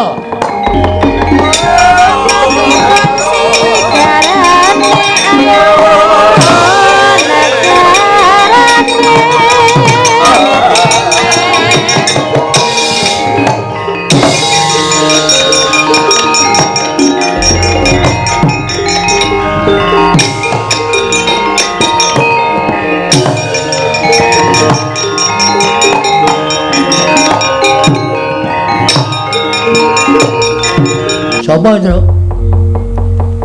Dewa ngono. Jenenge kowe biasane sok apal Bathara Indra kita. Dewa sikile ora kambal malu. Ora, Ilmu hitam lho. Ilmu hitam iki kancane Wanda udu ora. Mancing kancane ra entuk kok entuk dhewe. Nganggo ilmu hitam. Kuwi omongane sapa kuwi? Takoni, guys. Sampeyan sapa? Dewa? Lho. Takon marang ulun. Heeh. Ulun sapa? Lho. Ulun Sang Hyang Bathara Indra. Oh, Sang Hyang Bathara Indra. Dasar Pranyata Bagong. Dalem Sapa sing wani karo Sang Hyang Jatimurti? ora ana. Lho. Kok ora ana pitu Meneng to? Ora ana to? Ora ana sing wani karo Jatimurti to? Iya ta? Embuh. Ora ana.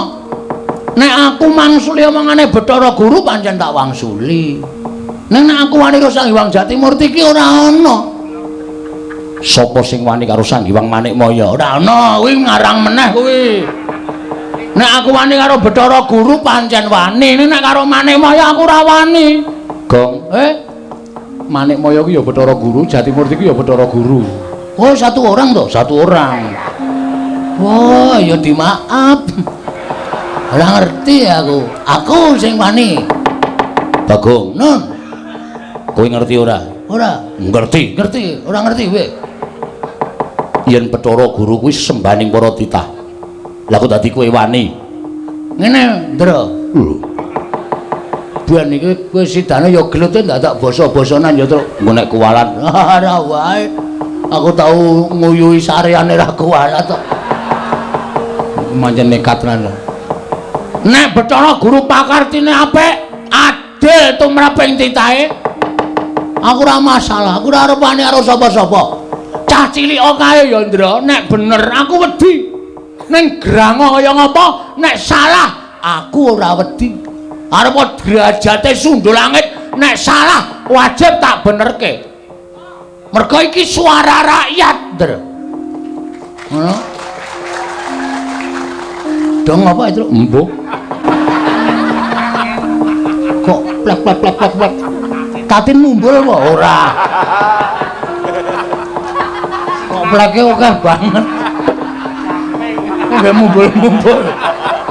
Lho, ih kowe. Hah? Dadi aja dumeh Bathara Guru ki dewaning para dewa, terus ora ana sing maneni, terus ngendak gunaning jalma. Sapa-sapa kudu manut Bathara Guru, sapa-sapa kudu manut Bathara Guru. Apa Bathara Guru tidak boleh salah? Hah? Meng dijaluki Dewa Ndaru karo Jaya Ndaru, meng tanggo syarat. Lah kok Semar kon nyembah karo Bathara Guru anggepe apa? Semari bapakku, Ndra.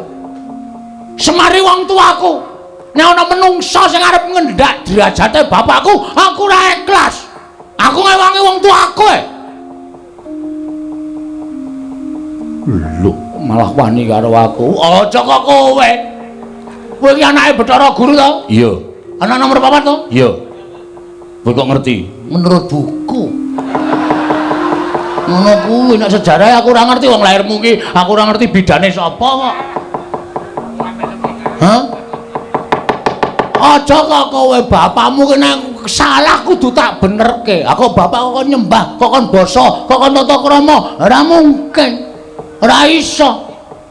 Bapak ki tuwa bapak mangane Bathara Guru. Bathara Guru sing kudune basa karo bapak. Menggone unggah-ungguh ki Bathara Guru sing kudune nyembah karo bapak. Bapak wis gelem dadi titah, gelem dadi wong cilik, gelem dadi pamomong, ninggal kamukten kajewatan. Dipasrahke Bathara Guru kok wis dadi wong cilik, dadi pamomong, kok isih kon nyembah karo Bathara Guru. Model apa kowe? Ayo ge omong-omongan. Piye meneng wae iki? Stay. Nek omong jan mentes. Bathara Indra nganti meneng wae. Meneng wae nek terus ngampleng cilaka iki. Lu ngomong ning ora gek plek-plek malah ora apa-apa nek meneng wae terus dis ngono. Aku ora siap, Pedro. Ono aku kok. Lho, terus ngopo? Lah aku ya lunga.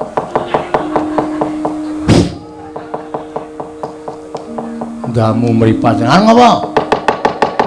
Aku tekan kene kon bondo karo kowe. Kuwi apa bener Pak Kartine? Hah? Salah apa aku? Luput apa aku? Aku nyolong apa? Aku nglarani sapa? Tar dibondo kaya penjahat. Cacing tak kepidak menungso ngolek butuh males, Ndra. Bagong ki menungso. Duwe perasaan. Anak kowe areng nglarani karo aku nek iso bangga. Wani karo setawet dari awakmu. ora minggat kene marganing patimu. Tibanane Petro. Sing nantang ki kowe. Kowe jare mau ngewangi. Ngewangi ning kowe sikik wong jenenge wangi iki sing kawogan temandang sik nek ra iso lagi tak ewangi kowe ngeperang sik engko nek kowe kalah aku maju. Ora ngono tembunge. Ya baleni saka tangan-tangan mau. Saka sing endi? Saka sing kata-katane kowe muni lho wani karo aku. Ngono tak dene ngomong ngono gak sering ndak ora gayeng. Wani karo aku. Sing tak dari matamu. Lho. Apa-apaku? Ki mergaring patimu. Pangga tanyane. Iki mergaring maju bicara itu.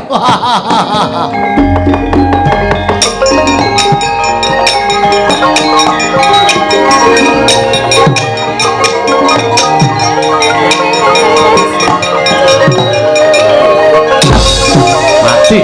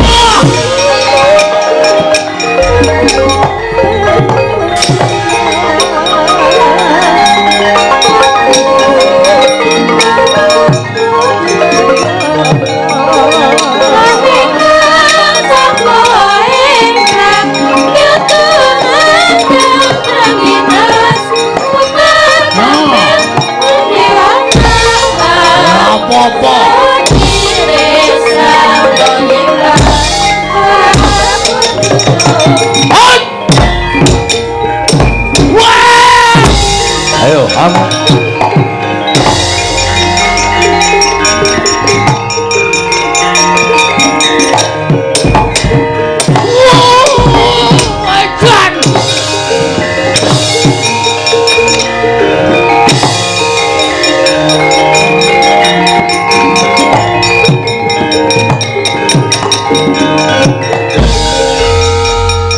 Iki tak adhar mati terus. Lho. Sebabe Kowe nonton ora?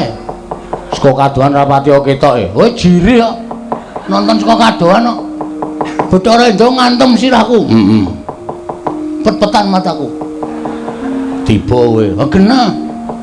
Bluk candak sirahku seret diantem cengelku diek muntah aku terus. Wah. Mangan apa? Mengangin. Ora klebu apa to? Urung. Mau candak sirahku diantil jil kontal. Aku ancang-ancang Bathara Indra wis ra ngerti wong aku aling-aling wit. Heeh. Bathara Indra teko set ngono tak antem ki. Ora kena lho, Tru. Ora kena piye? Ora kena kaya men kurang sekilan ki. Ora kena. Kuwi jenenge aji lembu sekilar. Kuwi ngantem ora kena. Dewa goblok. Aku mbiyen duwe kuwi tak buang. Mergane, wis ngrekoso aku. Tekan ngomah karo bojoku kuwi kayane kena kurang sekilane.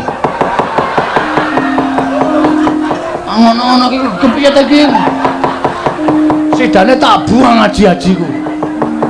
Heeh to. Satonjo. Ha iya. Aku diinguro dewa-dewa. Ning jarine bapak aku tau diceritani kok. Ceritane apa? Dewa iki duwe pengapesan. Dewa iki derajate dhuwur, sak dhuwure menungsa. Heeh. Mula dewa iki ora kena digrayang nuwun sewu, mestaka tekan dodo. Oh, nek digrayang dodo mengisor kuwi iso.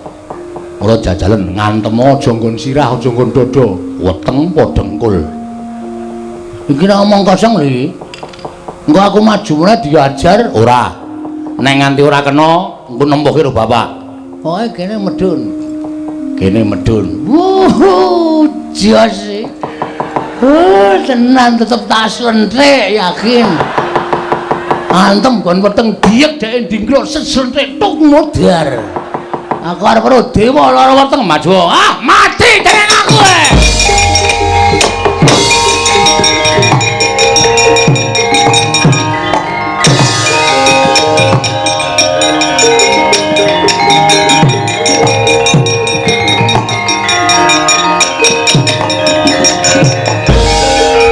Ngopo iki? Ayo ditutuke Mas yo.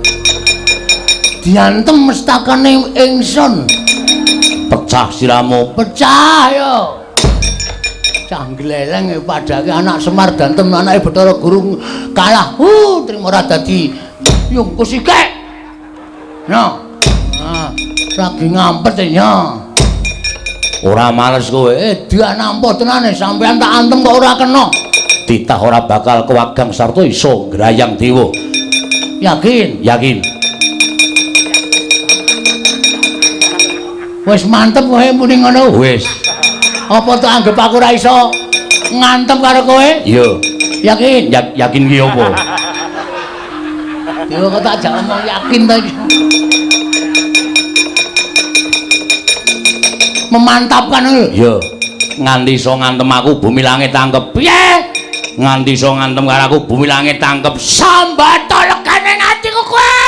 Waduh, untung mati aku.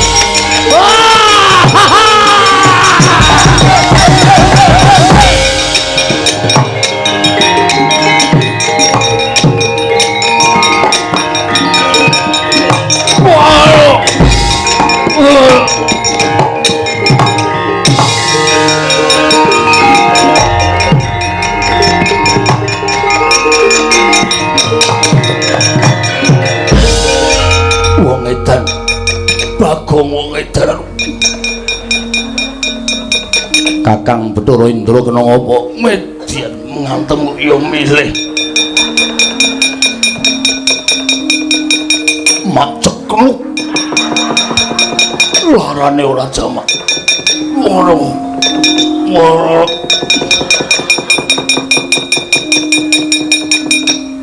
sapa iki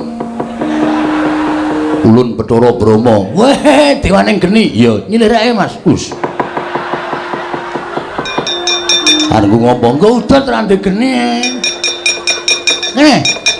Wong edan. Wah.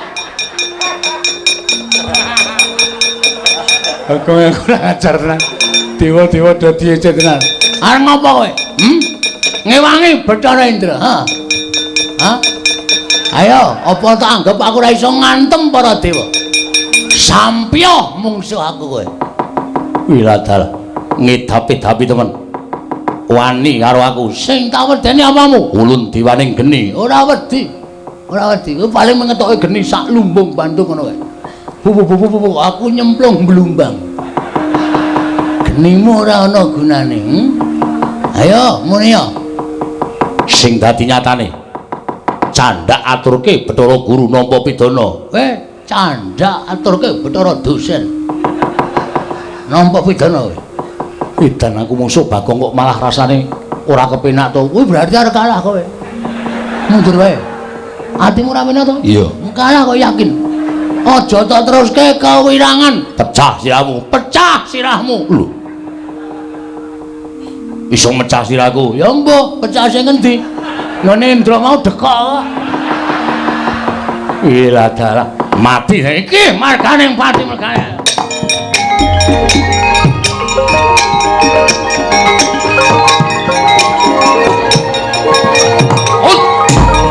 Kenang. Mati. Wah, hot. Woi. Ya.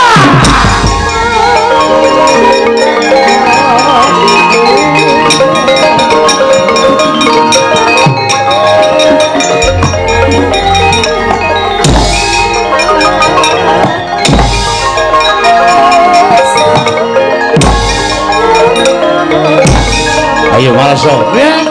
Malaso.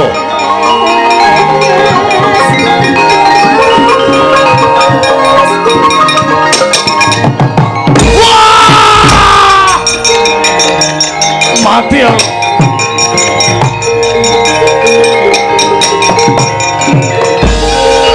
Piye, Gong? Cara brangae bajigur ngono. Ngapa? Tak inceng ndase. Sepatune dunggahke. Aku nggajul kono kena sithik, aku kena akeh. Mules. Leren sik terus. Wah iya. Ora apa-apa. Golek es teh. Moh. Bareng kok golek es teh barang ora.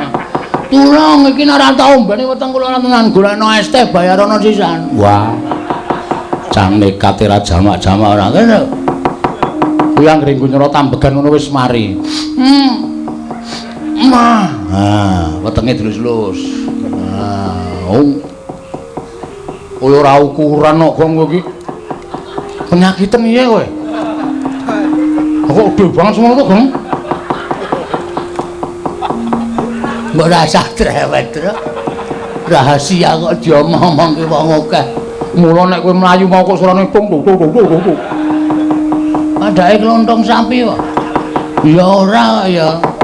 Yes, Bathara Brahma kalah. Kowe iso menang karo Bathara Brahma. Piye ora gleleng kowe? Gleleng kok piye? Maju meneh. Bar iki sapa? Ketoke ya Bathara Bayu ya ana, Bathara Yamadipati ya ana. Bathara Pathuk. Pathuk apa Pathuk? Pathuk, Bathara Temburu. Kuwi enteng-enteng sing abot dhewe Bathara Yamadipati ngono nek semelaku nek kowe dijabut nyawane. Ngati-ati ya, Tru, ngematke sing tenanan. Ya. Nek nganti aku dijabut nyawane tututi lho, Tru. Ya, ya. Nek ora tututi aku mati tenan. Nek aku mati piye? Ayo. Kowe ya sedih to? Ah sedih. Aku adimu. Ah iya. Mula tak awas-awasi saka kene. Nek kira-kira engko Bathara Yamadipati arep njabut kowe praena ngati-ati lho, Gong. Heeh. Bagong aja mlayu legane kae.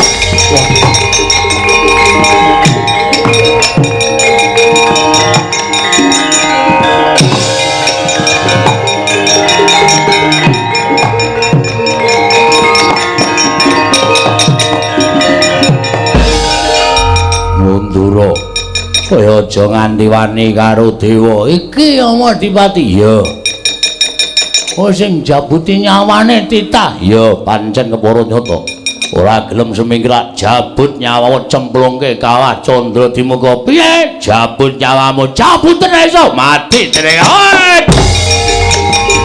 Wah. Wah. Wah.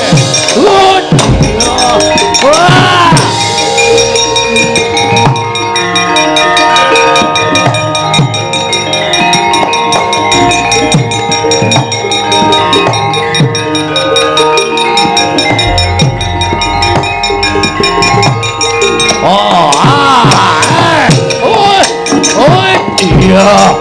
Waduh, Truk.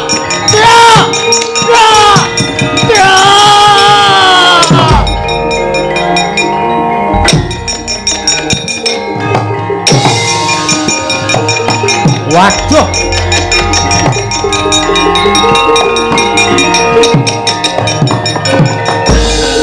Wah, tenan ora.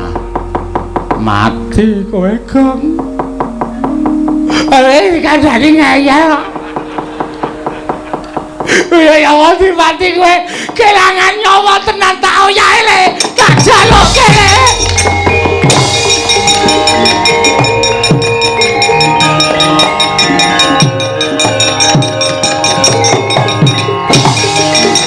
Wah, ada.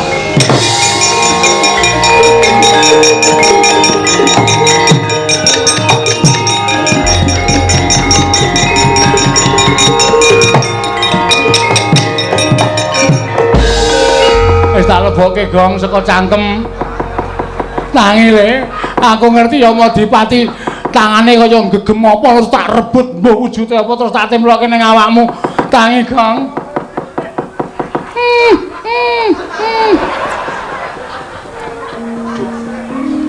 Baru nyawa kirik po ya.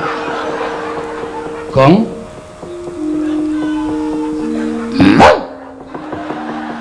Waduh.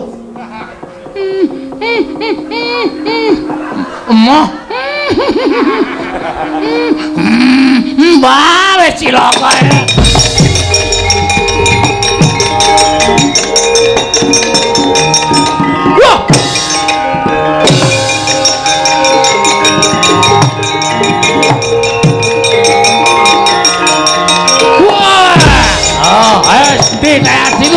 Wah, metro ayo kandang wae.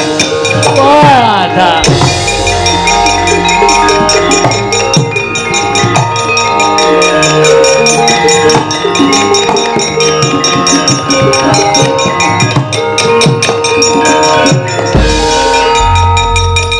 Jangan lho. Alhamdulillah bener, Gong. Ya Madipati iki jebul nggawa nyawa pirang-pirang. Masa? Kaya aku mau wis urip e. Lho, krasa ta kowe? Krasa. Enak ngomong kok orane ngono. Kleru nyawa kirik. Wah, sian. Arep tak dol to? Ora ya. Arep didol-didol ora. Lho ya Madipati sing ngoyak. Minggir to. Arep kapan jabut genti nyawane. Gong, men pokoke.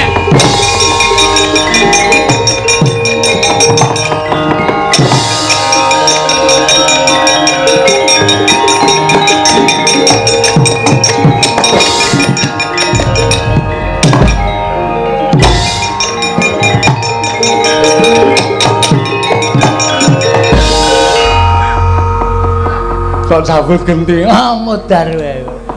Adake anak Semar iso njabut nyawa to iso wae anggere mlebu nggawa arit ra kekreki kabeh. Saedan ora. Balekke Gong. Ora arep tangu. Lho. Arep dingu piye nyawa kok dingu?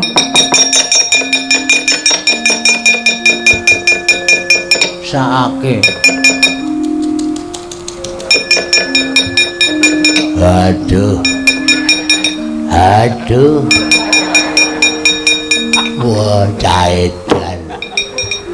Ana menungsa kok iso njabut nyawa. Iso wae aku rene njabut.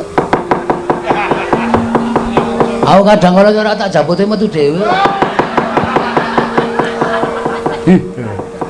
Ora nutuk dingonokne kuwi. Kejengkit panis e. Kuwi nang anu sok aleman e. Iya, Bagong. Ayo bali. Iya. Sepatune ukuran pira kuwi? 36. Cukup, tinggal. Lho. Tinggal tak ajar. Iya. Wah, laedan dipreteli nya. Ayo kuwi anu apa jenenge bus kape? Wah, dumeh anyar rombongan lurik. Ayo njaluk kene. Iya, wah wis. Ya. Iki tampane. Lho, apa iki? Silet. Lho. Ngopo? Kuwi dikerok jenggote kuwi. Lho. Ben ngopo? Ngingu kok jenggot. Ngingu ki wedhus ben mana? Oh, ya men kowe iki senengane kok senengane. Sono mulih kono. Yogi kowe ya. Wis bali kono. Mewah ajar dhewe. Wah, aku tak mulih, Bagong. Wah.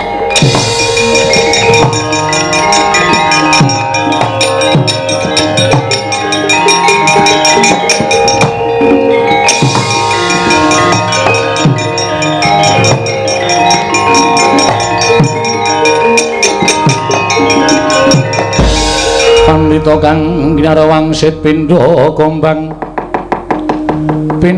angat saping tawang susah angin ngendi nggone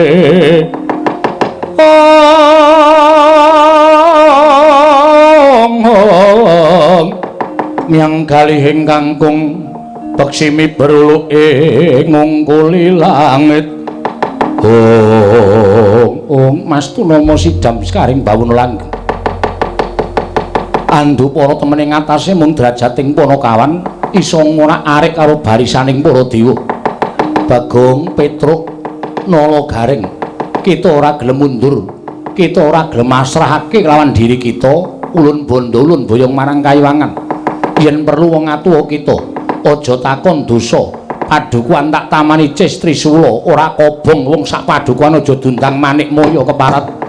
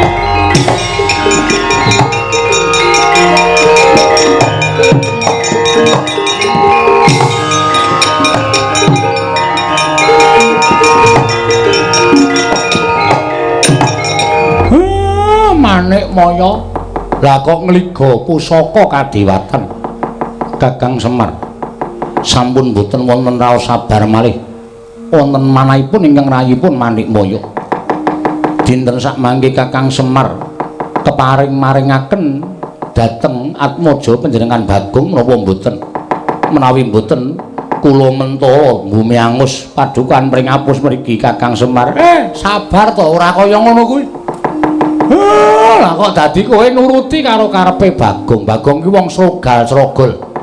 Bagong ki wong kebak sembrono.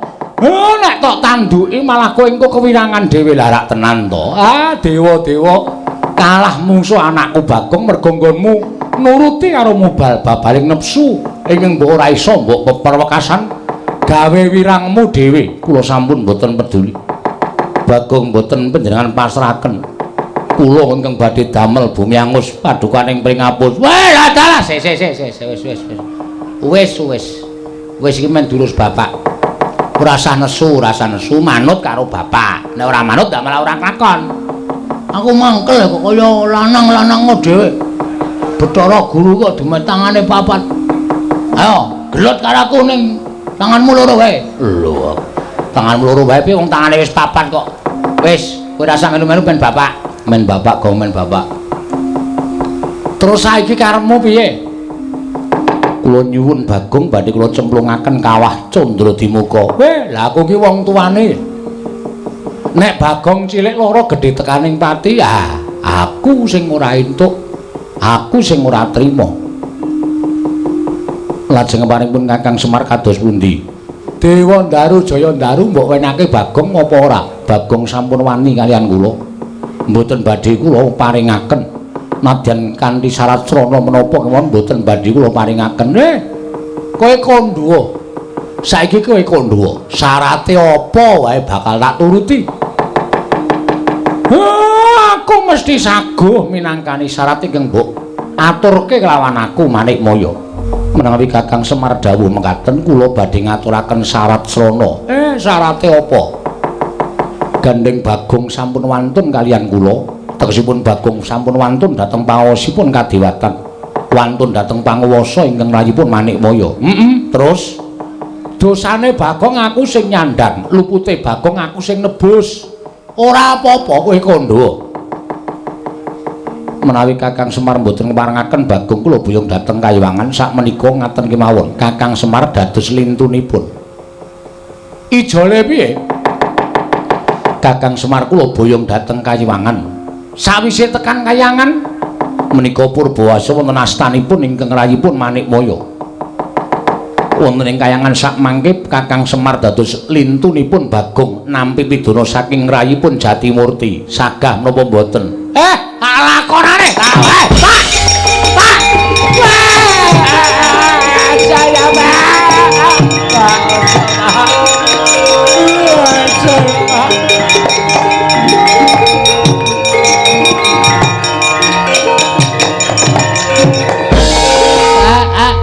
aja kowe aja dadi jale Bagong. Aja, Pak. Aku ora ikhlas nek bapak munggah ning Kayangan dipidana karo Bathara Guru. Ora apa-apa, Tru. Rang rasa nangis kuwi bapak sing tenanan ki ngono kuwi. Supaya kowe iki umpama ndek gegayuhan terus lakone kaya sing tak lakoni ini bapak mesti yo ngiklaske. Sing jeneng wong tuwa netepi tetembungan anak pola bapa keprada. Kuwi ngono kuwi ya Pak ya. Wis ora masalah. Bapak ki wis tuwa ki lakune nang ndi meneh to? Kejaba ora mung mati to. Saiki ya mati, sesuk ya mati ora masalah. Adene tapuk sepatu cangkemmu kowe. Anak kok kaya ngono. Wis bareng ora apa-apa. Bagong ki omongane bener. Aku urip ya wis pirang-pirang abad suwene nganti tekan kaya ngene kok urung ana tandha-tandha aku tekaning pati. Lah iki malah sing arep mateni aku dewaning para dewa ki rak padha karo bapakmu ki disuwargake. Ngandel ora. Bapak wae ikhlas kowe do nangis sing apa? Ya mung ngene wae bapak ki sadurunge mati kon ngetokke sertifikate iki cacahe pira? Kok duparaimu ora? Weh, ngono lho, Truk. Kan adil dongol macat. Wong kok sing diarep-arep kok warisan ora. Aja, Pak. Kon duwe sertifikat 3, ngandel ora? Didum sik, Pak, gek mati ora masalah. Bagong pancen setan tenan kok. Aja, Pak, emok, Pak. Ora apa-apa aku tak melu Bathara Guru aku ora piye-piye. Aja. Nek bapak men ning Kayangan, nek bapak munggah ning Kayangan aku ya tak ngetokke nek dadi dulure tuwa Bagong.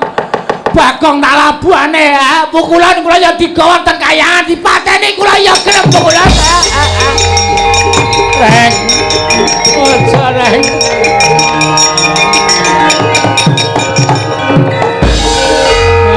Wis Truk, aku ya wis tuwa, umurku ya wis pirang-pirang. Wong urip lakune nang ndi neng, kejaba mau mati, bapak mati aku ya tak mati. Wis kowe rasa melu-melu.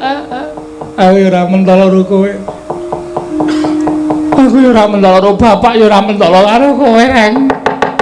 Nek bapak arep dipidana karo Bathara Guru, kowe arep dipidana karo Bathara Guru.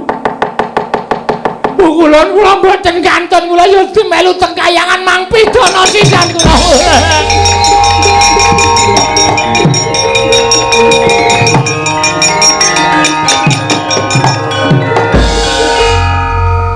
Truk. Bagong kok ora nangisi awake dhewe ya. Uteke buntul telek kok. Wis blas ora ndek perasaan apa-apa.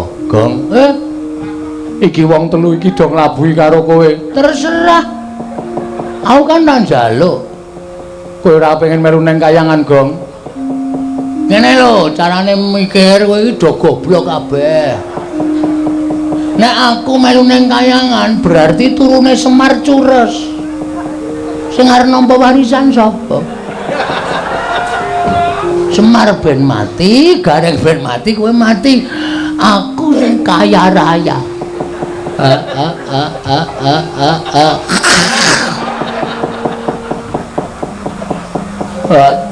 Cangkem kok kaya ngono. Wae aku nang omah wae. Nek nganti aku engko gagal gegayuhanku mbangun niki, sapa sing dicucuk? Wis, nek pancen do ikhlas belane aku ora masalah. Aku matur nuwun ya, Reng. Matur nuwun ya, Truk. Matur nuwun ya, Pak. Wis do belani karo aku. Pun purun gak digawa rek.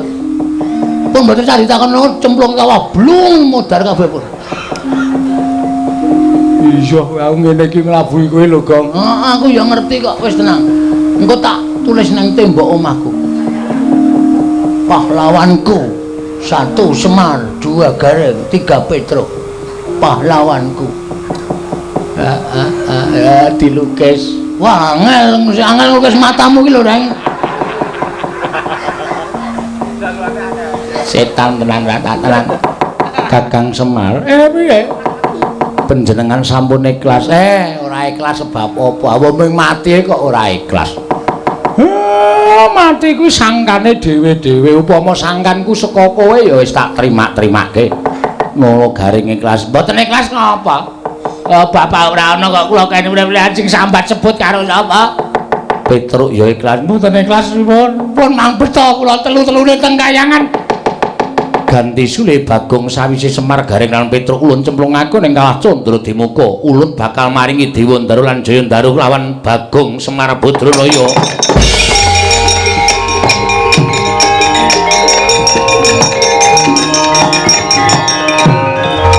Tekan semono ketresnane mas-masku karo bapak aku. Nganti wis ngiklasake nyawane cempluke nang kawah ming paduna aku ben entuk Jayandaru karo Dewandaru. Kok sepi ya suwe-suwe. Ora ana sing tajak omongan, ora ana sing tajak geguyan.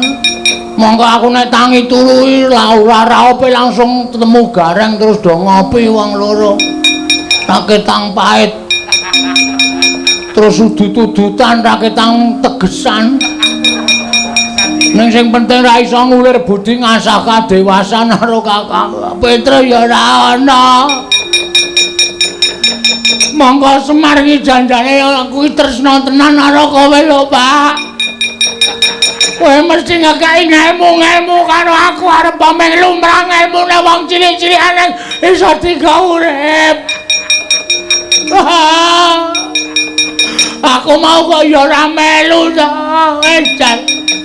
Terus sapa sing arep bantu karo aku wis iki nek aku mlayu nang ndara-ndara Pandhawa. Matur Ndara Puntadewa. Matur Ndara Puntadewa. Iya piye, Bagong? Bapak kali Gareng kali Petruk digawa teng kayangan. Lah kena ngopo? Belani kali kula. Nek ajeng dicemplungke teng kawah. Lah kok kowe ora? Kula mboten melu. Menungsa apa kuwi Werkudara geceken sirahe? Wah, iya. Yes. Modar aku. Iki nek lapor nang Ngamarta, upama aku mlayu ning Darawati.